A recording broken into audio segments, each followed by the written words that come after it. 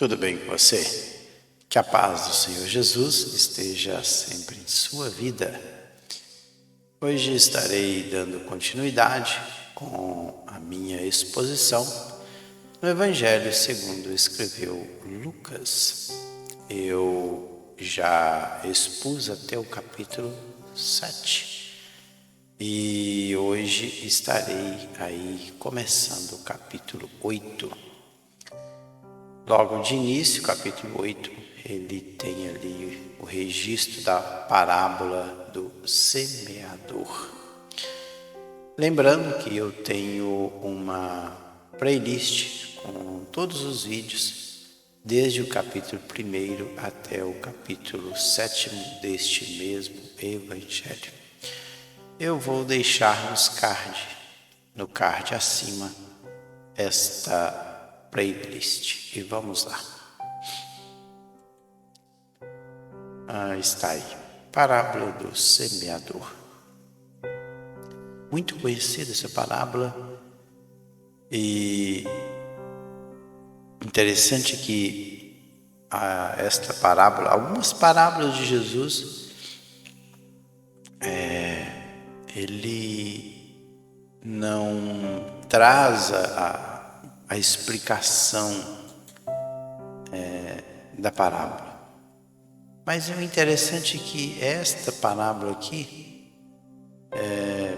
esta é uma das que Jesus ele traz a explicação desta parábola. Então, ela é uma parábola linda que Jesus termina de contar, e quando ele termina, ele traz a explicação. Então, nós vamos aí expor esta parábola. Então, o interessante é que Jesus, durante o seu ministério, ele falou muito por parábolas. São aí em torno de 42 parábolas que tem na Bíblia. Em todo aí os evangelhos. Aí você tem a parábola do bom samaritano, a ovelha perdida, a moeda perdida, o filho pródigo, o administrador desonesto, o rico e Lázaro, que eu não considero como uma parábola, como história. Os servos, a viúva e juiz, os talentos, os lavradores maus, e assim vai. São em torno aí de 40 parábolas ao todo aí nos evangelhos. Claro que isso nos 3 evangelhos, porque no Evangelho de João, o interessante é que neste Evangelho de João ele não traz nenhuma parábola. Todas as 40 parábolas, elas estão aí nos 3 evangelhos: Mateus, Marcos e Lucas. Mas não vamos falar sobre as parábolas em si, mas sobre uma parábola. Vamos lá. Aconteceu depois disso que andava Jesus de cidade em cidade e de aldeia em aldeia, pregando e anunciando o evangelho do reino de Deus, e os 12 iam com ele, e também algumas mulheres que haviam sido curadas de espíritos malignos e de enfermidades. Maria, chamada Madalena, da qual saíram 7 demônios, e Joana, mulher de Cusa, procurador de Herodes, Susana e muitas outras, as quais lhe prestavam assistência com seus bens. Interessante, uma informação assim riquíssima logo na introdução da parábola. Então, dizendo aí que Jesus ele andava de cidade em cidade. Cidade, o termo grego cidade está aí do lado direito, polis. Polis é cidade. E tem uma diferença no grego de cidade para aldeia. A aldeia seria como uma vila. A palavra grega é come. O substantivo come é uma vila. Vila, aldeia. É um lugar bem pequeno, poucos moradores. O nome cidade já diz tudo. Polis, que é uma cidade onde vive mais pessoas. Por exemplo, Jerusalém, considerado uma cidade grande, porque ali habitavam muitas pessoas. E já uma aldeia, poucas pessoas. Mas Jesus ele andava tanto de cidade em cidade como de aldeia em aldeia. Diz Lucas que ele andava na cidade pregando. O termo pregar aí, pregando, é um verbo. E esse verbo querusso, o querusso, é esta palavra aqui, querusso. Querusso dá a ideia de um arauto, um oficial, ele proclamando a vinda, alguma coisa. Então, esse é o arauto.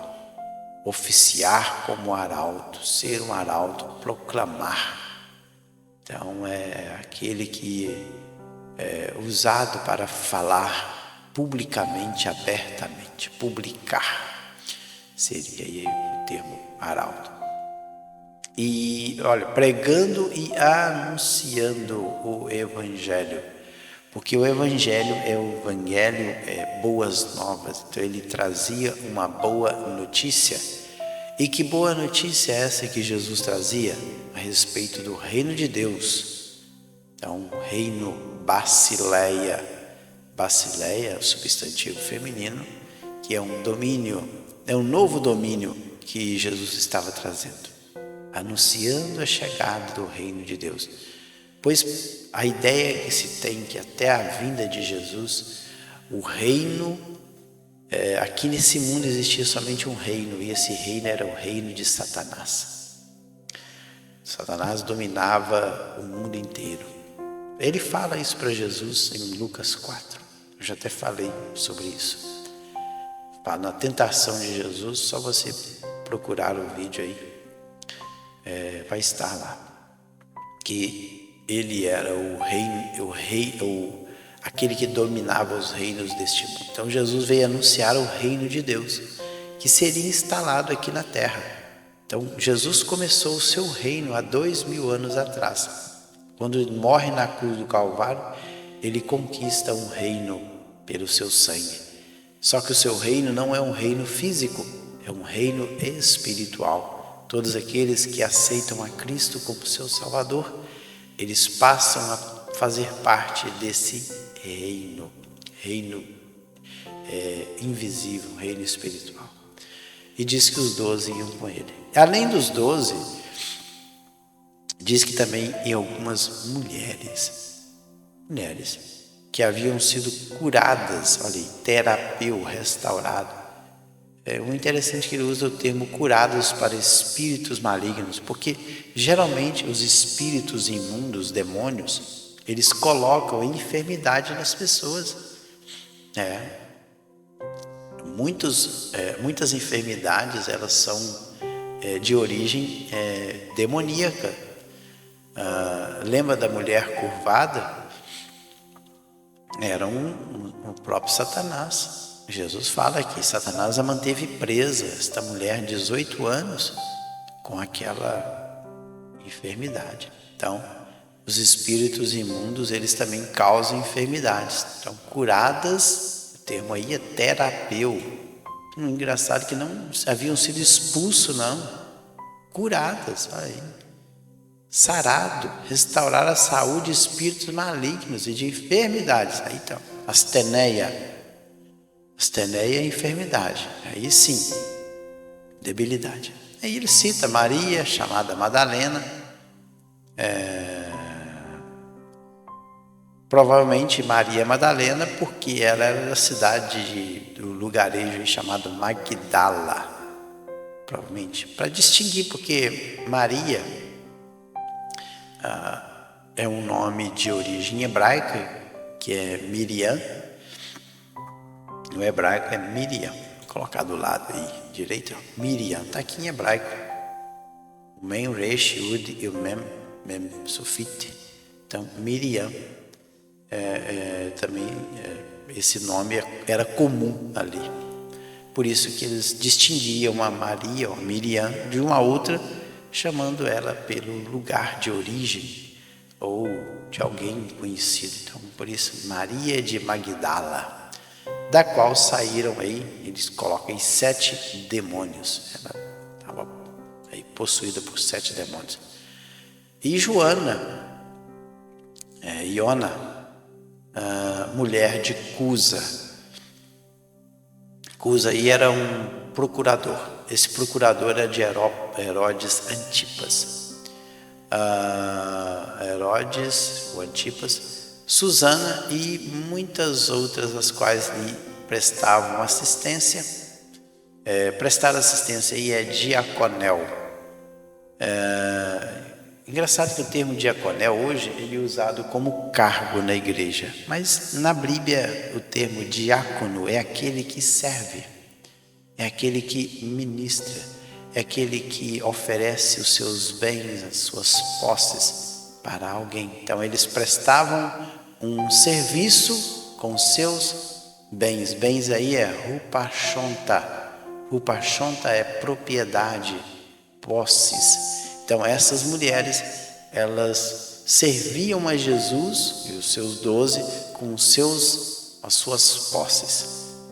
E vamos mais. Afluindo uma grande multidão e vindo ter com ele gente de todas as cidades, disse Jesus por parábola. E aí Jesus agora começa a sua parábola. Eis que o semeador saiu a semear.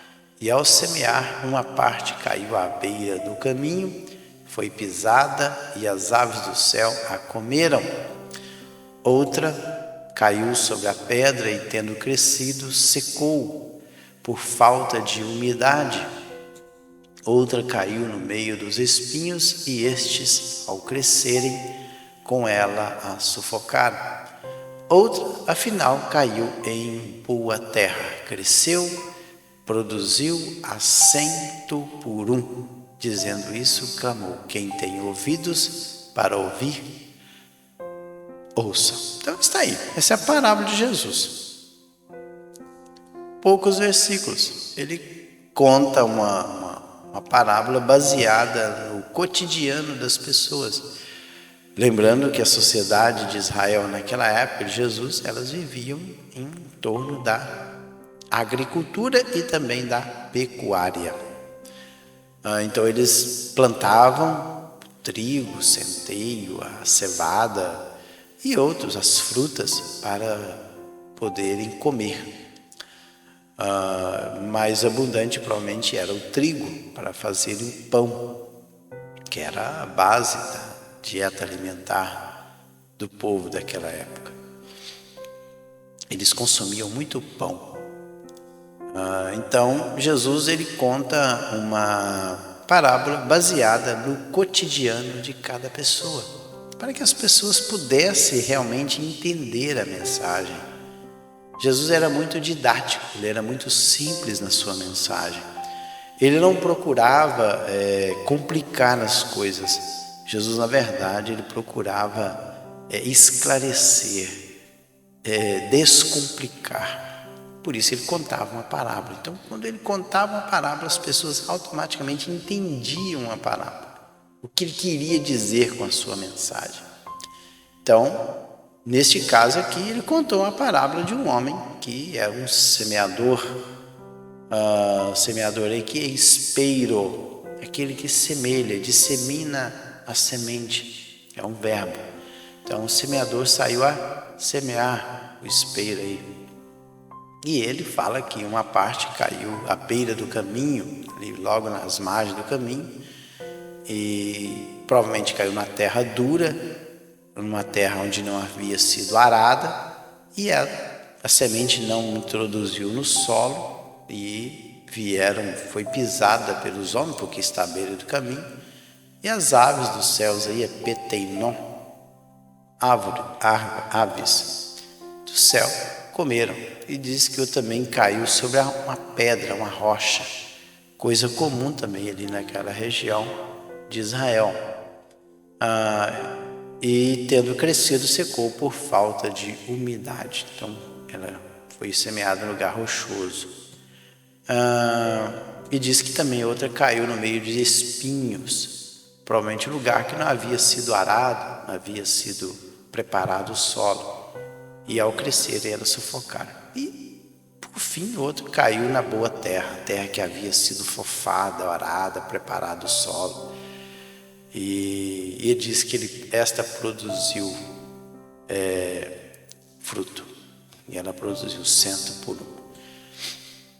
E aí chega no versículo 9 deste texto. E os seus discípulos interrogaram, dizendo: que parábola é esta? Tudo bem. Eles entenderam na hora que se tratava de uma pessoa do campo, que plantou, que semeou, e ali parte da semente que ele julgou não produziu fruto. Então cada um teve aí uma característica, um cenário diferente. Mas só que Jesus estava contando essa parábola para aplicá-la no sentido espiritual. E então os discípulos não entenderam. E aí Jesus vai explicar. Olha, respondeu-lhes Jesus: a vós outro é dado conhecer os mistérios do reino de Deus. Aos demais se fala-se por parábolas, para que vendo não vejam e ouvindo não entendam. Isto aqui é o seguinte: Jesus está repetindo o mesmo texto que foi dito lá no profeta Isaías, no capítulo 6, versículo 9. Então disse ele: vai e diz este povo: ouvis de fato e não os entendeis, vede em verdade, mas não percebeis. Então, mas por que Jesus estava falando isso aqui? Parece que Jesus não queria que o povo escutasse o evangelho do reino e se convertesse? Não é bem assim. Na verdade, o povo que estava perto de eles, na verdade, eles não queriam ouvir o evangelho. Na verdade, eles queriam pegar Jesus em alguma coisa para o prenderem e o matarem.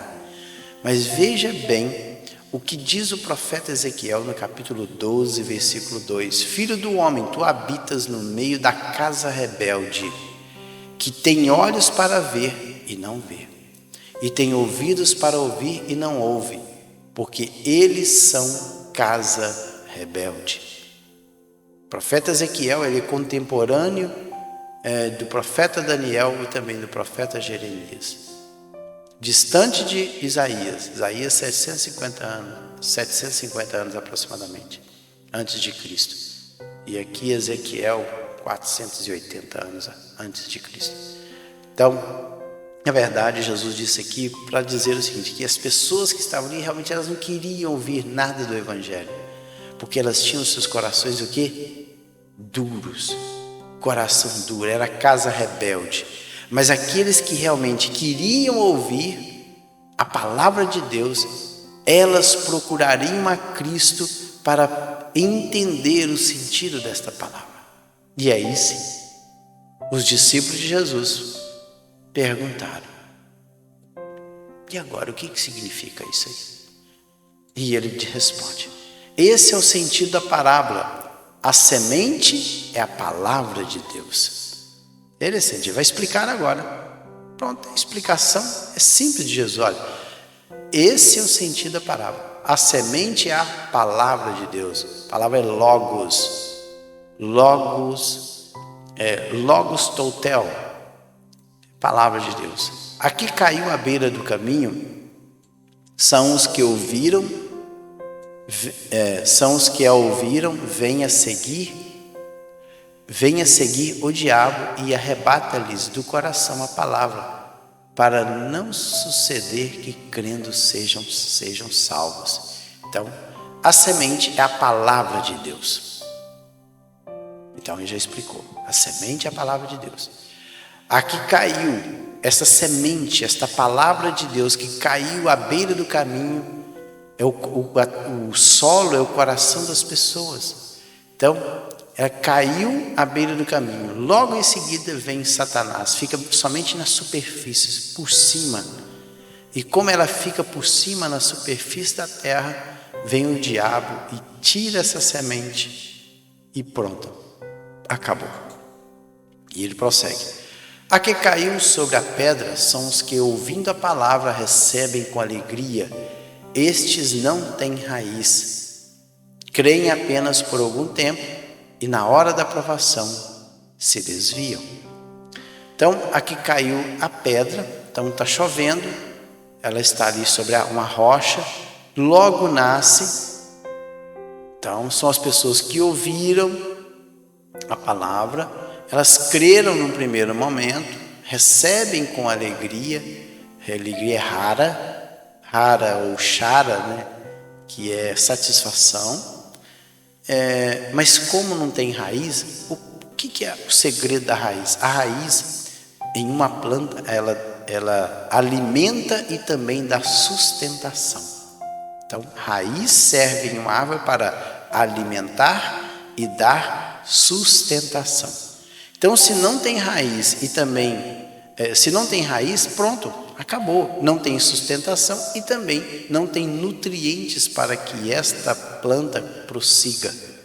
Então, diz que porque não tem raiz profunda, creem por algum tempo e na hora da provação, aí o termo grego é peirasmos, peirasmo é na hora da prova, na hora da tentação, a sedução ao pecado, quando vier a sedução do pecado, elas se desviam. E por fim ele diz, a que caiu entre os espinhos são as que ouviram, e no decorrer dos dias foram sufocados com os cuidados, riquezas e deleites da vida. Os seus frutos não chegam a amadurecer. Então ele diz que é o seguinte, que a semente também caiu entre os espinhos. Espinhos é acanta, espinheiro, arbusto, roseira brava, várias plantas. São as que ouviram, mas no decorrer dos dias são o quê? Sufocados, supiningo. Supiningo aí é apertar, amontoar em volta, de modo a sufocar. Ou seja, como o solo ali está cheio destas plantas daninhas, elas estão ali concorrendo com o espaço necessário para que esta planta que produz um cereal pudesse desenvolver. Assim também é o coração do homem. A palavra de Deus, ela tem que ter liberdade para produzir fruto na vida desta pessoa. Então, quando a pessoa aceita a Cristo, mas ela começa a priorizar as riquezas desse mundo, e riquezas aí é ploutos, é abundância de posses materiais, deleites é edone é prazer, desejo pelo prazer. Então, quando ele começa a focar mais as posses desta vida, em conquistar posse, comprar coisas, se o cuidado dele, cuidados aí, é merímina, é ansiedade, os seus desejos em estar amontoando coisas e também preocupado com os prazeres desta vida, em detrimento do Evangelho, os seus frutos não vão chegar a amadurecer. Então ele não produz fruto. Por que ele não vai produzir fruto? Porque a sua vida ela está voltada para amontoar bens e também os prazeres dessa vida. E depois ele diz o seguinte, por fim, a que caiu em boa terra são os que tendo ouvido de bom e reto coração, retém, olha o segredo aí, retém a palavra, estes multiplicam com perseverança. Duas coisas que me chamam a atenção aí: reter e perseverança. E diz que caiu, G é solo, em boa terra, boa aí é calos, no sentido de moralmente nobre. São os que tendo ouvido de bom, aí ágatos, e reto coração, aí calos novamente, reto coração, coração é cardia, retém, caterro. Reter aí é não deixar partir, é impedir que saia a palavra e o logos. Estes frutificam, olha aí, frutifica aí, carpofóreo, é produzir frutos com perseverança. Upomone é a palavra perseverança. Upomone é com constância, estabilidade, tolerância. Então, essa pessoa, ela segura a palavra e mantém esta palavra, tem estabilidade, ele mantém, ele é constante na preservação dos frutos. E ele continua: ninguém, depois de acender uma candeia, a cobre com um vaso ou a põe debaixo de uma cama. Pelo contrário, coloca sobre o velador, a fim de que os que entram vejam luz. Não há oculto que não haja de manifestar-se, nem escondido que não venha a ser conhecido e revelado. Vede, pois, como ouves, porque ao que tiver se lhe dará, e ao que não tiver, até aquilo que julga ter será tirado. Então, está aí. Então Jesus, depois de explicar esta parábola, ele diz: olha, ninguém, depois de acender uma candeia, ou seja, você pega uma lâmpada, candeia aí é uma lâmpada, candeia é lucinos, né? Que aí vem a palavra lux. Lucinos é uma candeia, uma espécie de uma lamparina. Ninguém, depois de acender, colocar fogo nessa lamparina, e é rapto, é acender, colocar fogo, a cobre, não pode, com um vaso, porque senão ela apaga, ou põe debaixo de uma cama, é até perigoso.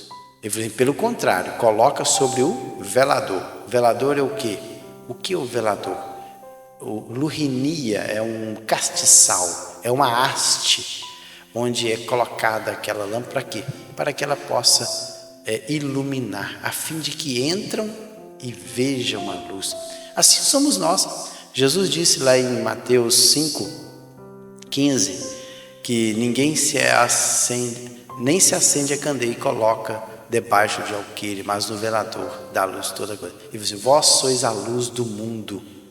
Então, Jesus dizendo que nós cristãos somos a luz do mundo. Então, se nós somos a luz do mundo, não é para que nós fiquemos debaixo de um vaso e nem debaixo de uma cama, mas que nós fiquemos num lugar exposto para que as pessoas possam ver a luz que é em nós, que é Cristo Jesus. E ele diz: não há oculto que não haja manifestado, nem escondido que não venha a ser conhecido e revelado.